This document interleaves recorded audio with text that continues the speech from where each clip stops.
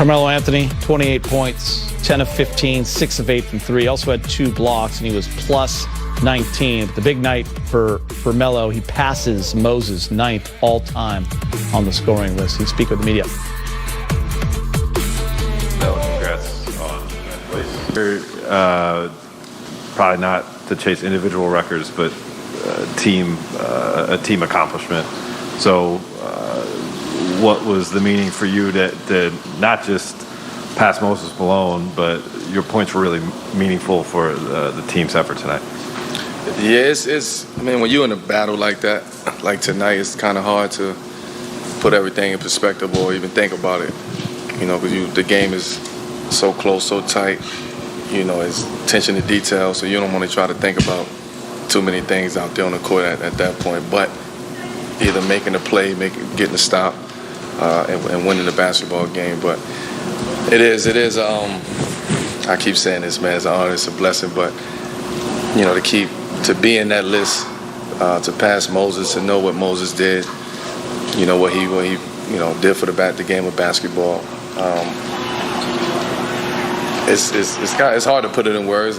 I'm still here doing it. I think that's what I actually excited about, that I'm here in year 19, still doing what I'm able to do.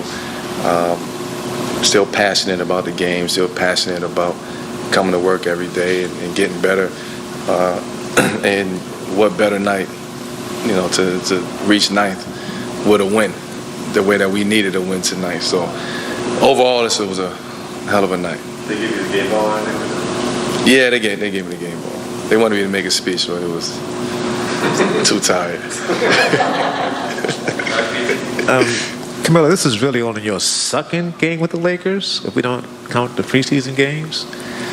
They've embraced you here, the fans have, and the Lakers also show that collage of your history of playing in the league. Does that mean much to you to have the fans embrace you the way they did, chant your name, and then to have a record here in L.A.? Yeah, I mean, it's when I haven't really put it all in perspective yet, just coming off this game and trying to decompress from the actual game. I didn't have a chance to think about it all, but, being here in LA and just the way that the fans embrace me, knowing the battles that I've had in here in LA against the Lakers, just over the years. And again, this happening in year 19.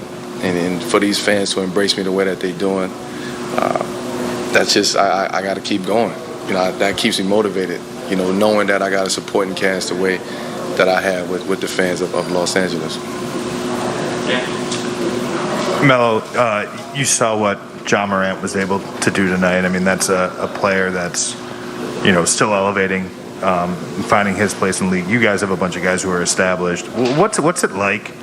This is going to feel like it's probably going to be an every night thing, where you're going to see a younger player on the ascent kind of try to give it to you guys. Well, I guess, what's it like kind of being in those fights with guys that are still trying to find their place in the NBA? We still trying to find our place too. So we expect to be in games like this, especially now, night in and night out. I think the talent level, throughout the NBA has gotten better. Teams has gotten better. Teams are playing faster. And, it's showtime every time teams go up against us. And we understand that, we expect that. Somebody like Ja, he's going to continue to get better. His game will continue to elevate. He is the future of this NBA. And he shows that every single night, what he's able to bring to the game. Melo, congrats on your milestone. When you look at the history of the other top scorers in the league, which guys influenced your game the most, and in what ways?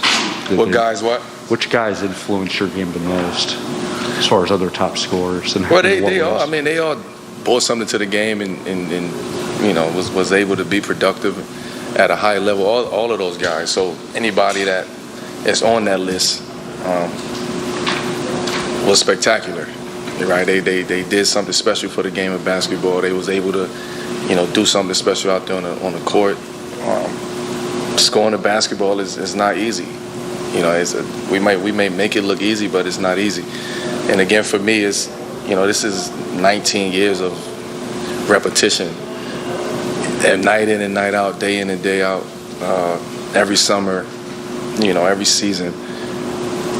I'm reaping those benefits right now because of the persistence that I have in my professionalism, what I bring to the game, how I approach the game, and I want to keep going. And that's all that matters to me.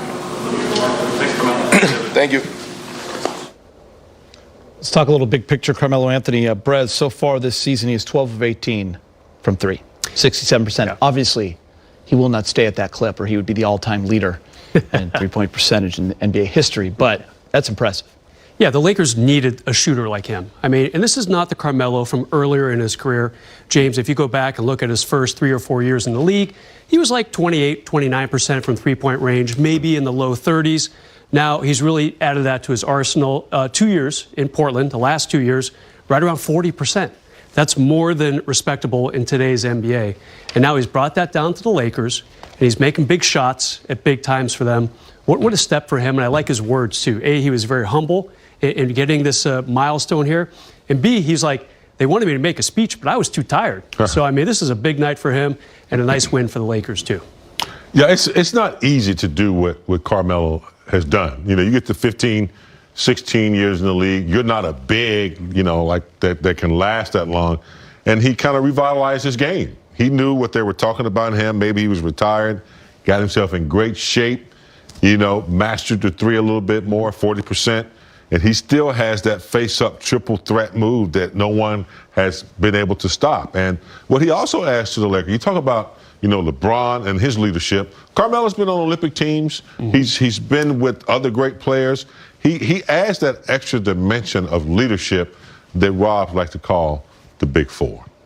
The thing about when guys get older, two things happen. They either they started, fading out, they're going to retire, or they realize that, hey, I got about 3 years left. Get yourself in good shape, get your mind ready.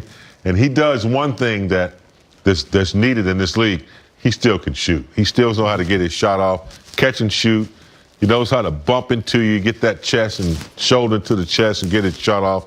And when he's hot, he's exciting to watch. Yeah, James, I love the fact that the ball does not stay with him very long. He gets the ball, either passes it right away or shoots it up. And by the way, Geet, how much time do we spend during the offseason asking the same question 100 different ways? Did the Lakers add enough shooters to make this team successful? They were 53% from three-point range tonight. They were a top 10 team behind the arc coming into tonight's game. It's very early, but so far the answer for that is yes. And Carmelo, a big reason why, like you guys have said, 6 of 8 from three-point range.